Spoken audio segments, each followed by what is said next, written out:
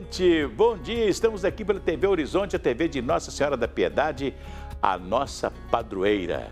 Pois é, olha aqui, nós começamos a chegar, o frio está chegando, devagarinho, mas vai chegar.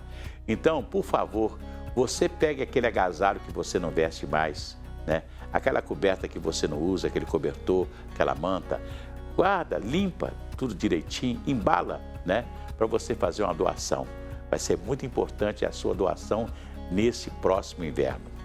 Olha, em Betim, na região metropolitana de Belo Horizonte, pacientes com dengue ou que já tiveram a doença agora podem se tratar com a ajuda da homeopatia. Distribuído gratuitamente nas 38 unidades básicas de saúde do município, o Eupatorium perfolatum CH30 ajuda no tratamento da dengue e integra as práticas integrativas complementares, as chamadas PICs. Essa homeopatia que a gente está distribuindo, ela deixa o organismo mais competente e mais forte para combater essas infecções virais que estão acontecendo agora. E a consequência disso é que os sintomas vão ser mais brandos e o período da doença vai ser encurtado. A gente pede que ele consulte qual o horário de distribuição que está acontecendo na UBS mais próxima da casa dele. E aí ele vai trazer uma garrafa de água mineral de 500 ml, frisando que ela tem que estar lacrada, né? Vai ser aberta no momento de adicionar as 3 gotinhas. O medicamento tem o objetivo de reduzir os sintomas e tempo da doença no organismo. Eles vão tomar a mesma dose, que é 1 colher de chá, uma única vez. E a partir daí, aqueles que estão com sintoma, né, é importante a gente frisar que eles estão com o tratamento medicamentoso também, né, para esses sintomas, eles vão ter esse abrandamento. O paciente deve ficar atento ao prazo de descarte da garrafa com o medicamento, que deve ser feito em até 24 horas após a retirada na UBS.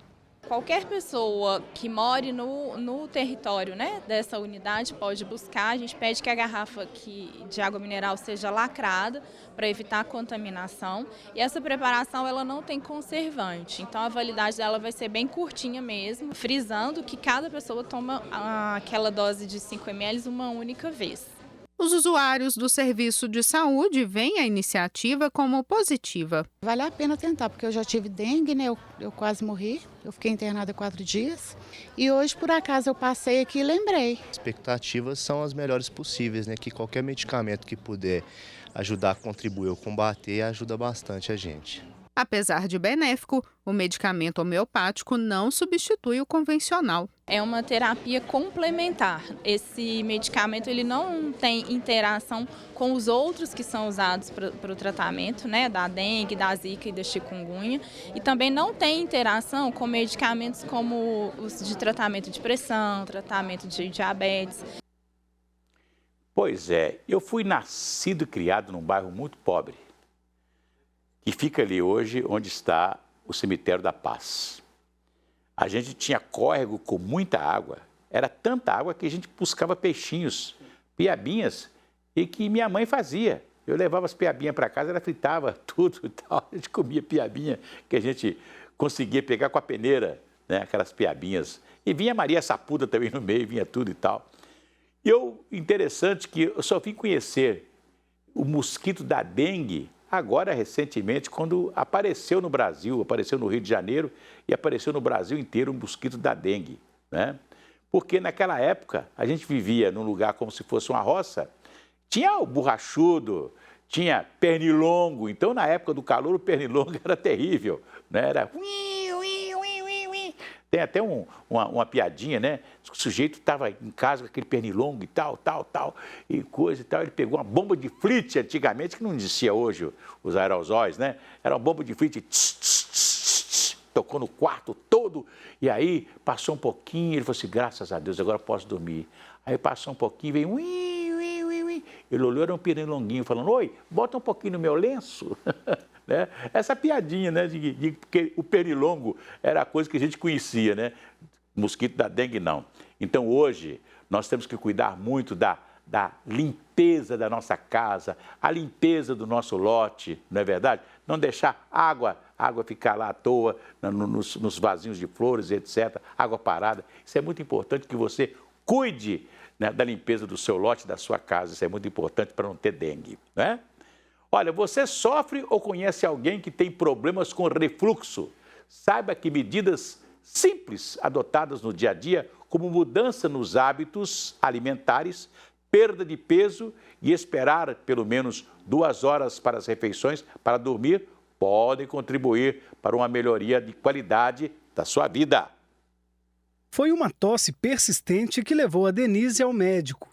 Depois de muitos exames, os especialistas chegaram ao diagnóstico de refluxo. Até hoje, ela mantém uma dieta balanceada e o uso de medicamentos para controlar a doença. Estou fazendo um acompanhamento também psicológico, que é onde eu trato bem essa questão do estresse, da ansiedade. E eu vejo que em dias que eu fico mais estressado, eu já sinto uma dorzinha chata no estômago. Então, quando eu exagero um pouco na alimentação, também eu sinto um refluxo mais pesado, mas a tosse até então eu não tenho mais. Mas porque eu estou conseguindo controlar bem essa questão psicológica, a alimentação. O refluxo gastroesofágico é uma condição do organismo que ocorre quando há um relaxamento da válvula que fica entre o estômago e o esôfago. O alimento ingerido acaba voltando ao tubo digestivo, provocando sintomas como tosse, azia e sensação de queimação. Mas é preciso ficar atento aos sintomas.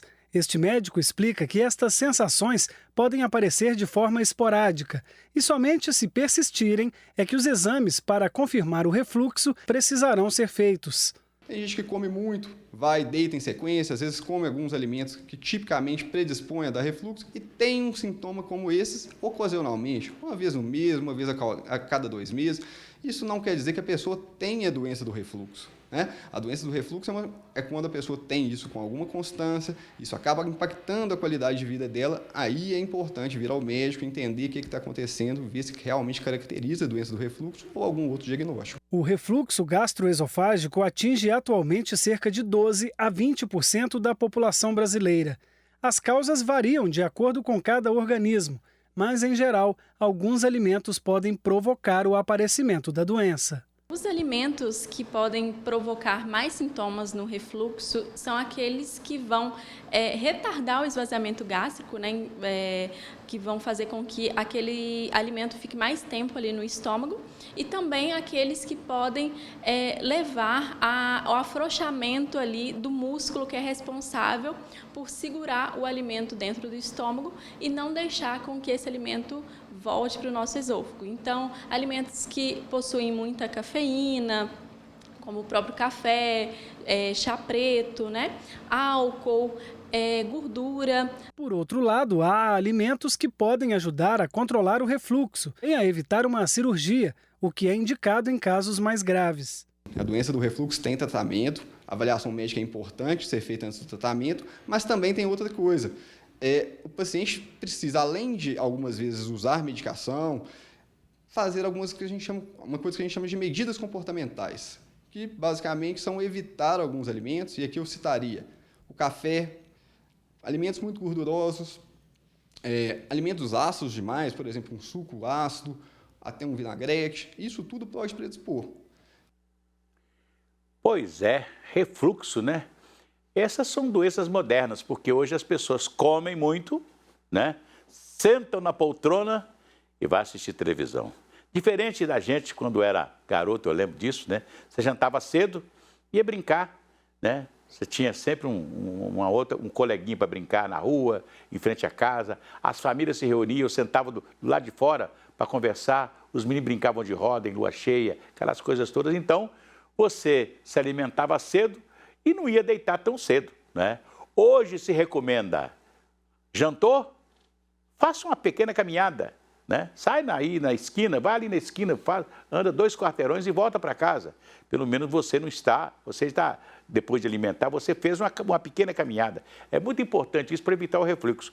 Uma amiga minha fez o seguinte, aumentou aqui a cabeceira da cama e fez assim, fez uma cama mais assim, ó, né? Uma cama bem inclinada para baixo.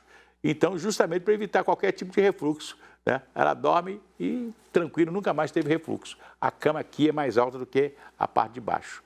Então, você fica mais ou menos inclinado, né? Para justamente evitar o refluxo, né? Isso é muito bom. Vamos cantar aquela musiquinha?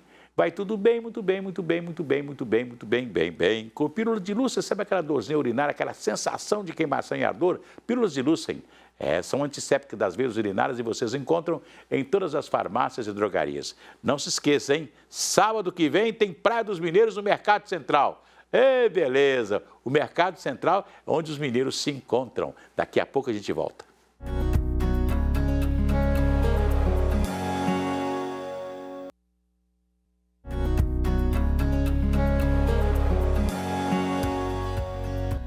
Voltamos aqui pela TV Horizonte, agora aqui comigo o jornalista André Cristino, ele que traz para a gente destaques do Horizonte Notícias daqui a pouco, 12:30. André, bom dia. Bom dia, Assir. Bom dia a todo mundo ligado na TV Horizonte. Olha só, Assir, nós vamos falar hoje sobre a doença de Parkinson.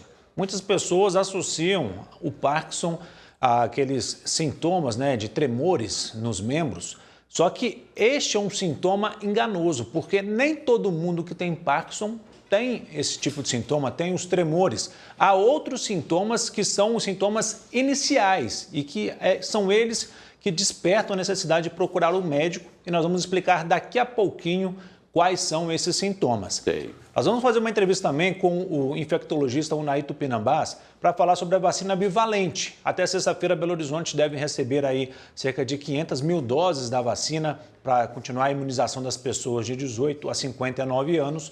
E ainda há muitas dúvidas, né, sobre esta vacina. Muitas pessoas ainda têm medo, apesar de já estar mais do que comprovado de que os benefícios são infinitamente superiores a qualquer risco que possa ter. Mas aí, para deixar a população calma, nós vamos conversar com o Unai Tupinambás para tirar todas as dúvidas. E na semana em que a CLT completou 80 anos, nós vamos conversar com a advogada Juliana Bento sobre a última reforma trabalhista de 2017. Quais foram os ganhos, o que ela de fato trouxe para o trabalhador, houve perdas com ela ou não? Daqui a pouquinho, 12:30, a gente traz isso e muito mais no Horizonte Notícia. É isso aí. Eu fiquei me lembrando aqui que ontem nós recebemos o presidente do Tribunal Regional do Trabalho, o desembargador, né, que esteve aqui conosco, e nós falamos sobre os 80 anos da CLT, né? E as coisas boas que a CLT proporcionou ao trabalhador brasileiro desde 80 anos atrás, né? É isso aí. Garantiu o direito básico, né, dos trabalhadores. Foi assinado lá em 1943. É claro, muitas coisas no texto ainda estão desatualizadas, né? Aos poucos o texto ele vai sendo modernizado, mas nem toda mudança é para o bem. Muitas são, mas muitas acabam não sendo. Nós vamos fazer esse balanço. A economia se moderniza, né? E também as leis têm que se modernizar também, não é verdade? Com certeza. É isso aí. Um abraço, André. Abraço. Beleza, é isso aí. Pois é. Olha, gente, vou cantar aquela musiquinha. Se a criança acordou, dorme, dorme, menina. Tudo calmo ficou, mamãe tem Auricedina. Auricedina é um analgésico e antisséptico de uso local para adultos e crianças. Todo mundo sabe. Dor de ouvido, Auricedina. Se persistirem os sintomas, o médico deverá ser consultado. Após 30 anos de investimentos e de luta contra a caça furtiva, o conservacionista sul-africano John Hume jogou a toalha e colocou em leilão a maior fazenda de rinocerontes do mundo. Olha aí. A maior fazenda de rinocerontes do mundo vai a leilão. Depois de 30 anos dedicados à proteção do animal, o conservacionista sul-americano John Hume diz que ficou sem dinheiro para a conservação da espécie, sempre na mira de caçadores ilegais. Gastei minhas economias, passei 30 anos investindo nessa população de rinocerontes e agora acabei ficando sem dinheiro. O empresário que construiu patrimônio no setor de turismo comprou o primeiro exemplar ao se aposentar. Agora ele possui mais de 2.000 rinocerontes brancos do sul e 8.000 hectares de terra. John acredita que gastou 150 milhões de dólares no projeto e espera que outra pessoa continue com a fazenda.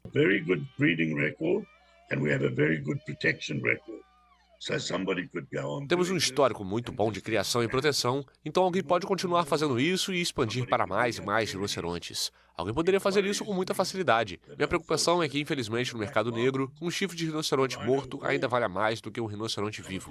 Isso me preocupa muito.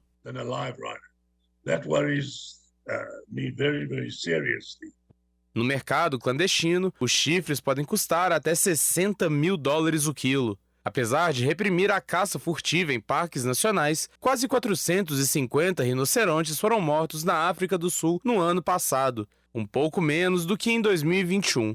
O lance inicial pela fazenda, que será leiloada a partir de 26 de abril, será de 10 milhões de dólares.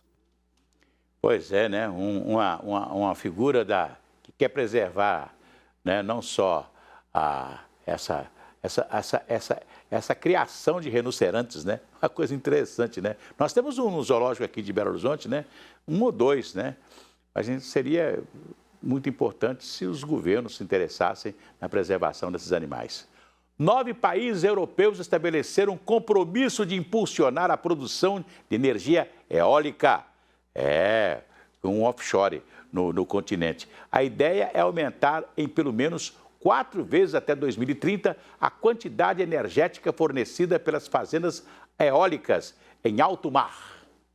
9 países europeus se comprometeram a aumentar massivamente a produção de energia eólica no Mar do Norte, com o objetivo de atingir as metas climáticas, bem como diminuir a dependência energética da Rússia. Bélgica, França, Alemanha, Irlanda, Dinamarca, Holanda, Luxemburgo, Reino Unido e Noruega assinaram o compromisso durante um encontro na cidade costeira belga de Ostende. O objetivo comum é fazer com que instalações eólicas forneçam ao menos 120 gigawatts em 2030 e 300 gigawatts em 2050, contra apenas 30 produzidos por ano atualmente. Os países devem investir cerca de 800 bilhões de euros, o equivalente a 4 bilhões e meio de reais, para concretizar a previsão. Nossa meta é entregar uma Europa mais verde, com uma energia independente que possa crescer de maneira sustentável para continuar gerando empregos e que possa especialmente manter a indústria química pesada e todas as atividades relacionadas a ela aqui no continente.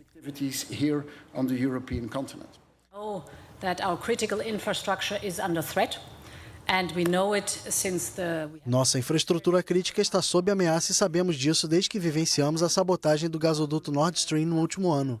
É por isso que nós da União Europeia resolvemos agir. Precisamos estar preparados, coordenando a resposta e a cooperação entre os Estados-membros.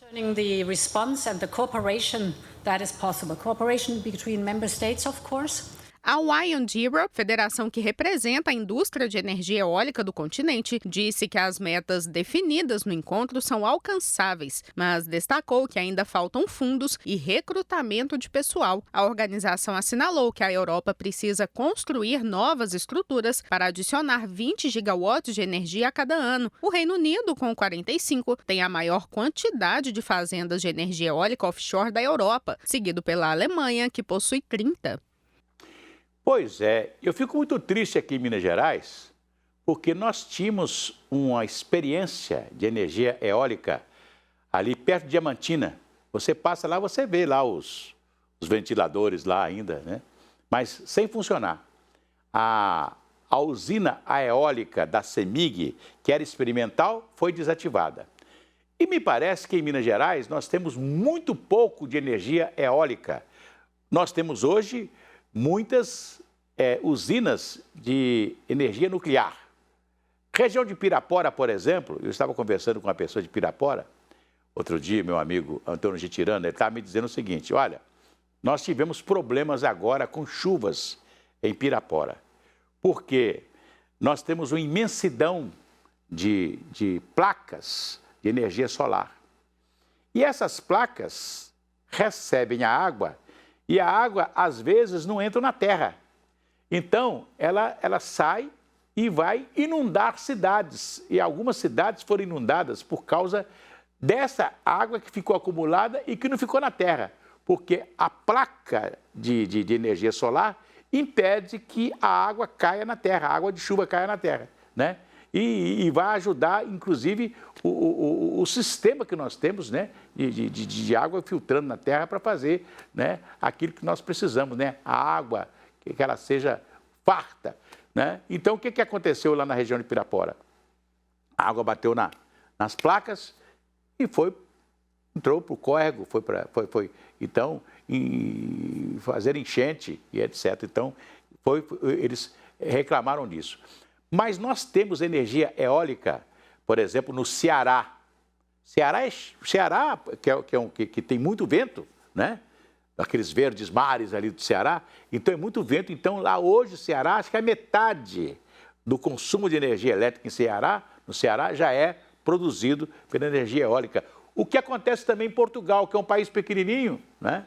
Tem os seus rios, tem as suas usinas, mas já tem energia eólica à vontade, né? Que é feita pelo vento. Eu imagino se nós tivéssemos aqui energia eólica, por exemplo, instalada no alto da Serra do Curral, que ali tem muito vento, né? Então seria uma coisa fantástica, você teria uma usina de energia eólica que ajudaria, não só Nova Lima, a energia para Nova Lima, a energia para Belo Horizonte também, né? Porque é uma energia limpa, maravilhosa, né? Então nós temos que cuidar disso. Antes de encerrar, eu gostaria de lamentar o que está acontecendo com aquele jogador Wallace, do vôlei, né, que foi punido e com muita justiça, punido porque ele fez entrou na internet naquela época, nas redes sociais, e fez uma exortação à morte do presidente da República. É uma coisa que ninguém concorda, né? E ele foi punido por isso. E depois ele conseguiu uma liminar na justiça para voltar a jogar vôlei, né? E foi punido novamente, agora com 5 anos. Aí já não é punição, né? Aí não é justiça, já é vingança, né? 5 anos o cara parou de jogar vôlei, não é verdade? Ele que é um atleta que representou o Brasil, né? Que ele seja punido, realmente, mas vamos lembrar que ele também defendeu a seleção brasileira de vôlei, né? Sempre. E isso é muito importante. Então, a gente quer que haja justiça, não quer que haja vingança. Nós estamos confundindo justiça com vingança nesse país. E isso é muito triste, né?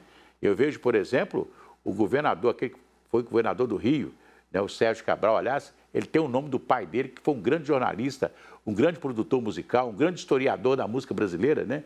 Ele pegou o nome do pai, Jorge, o nome dele, né?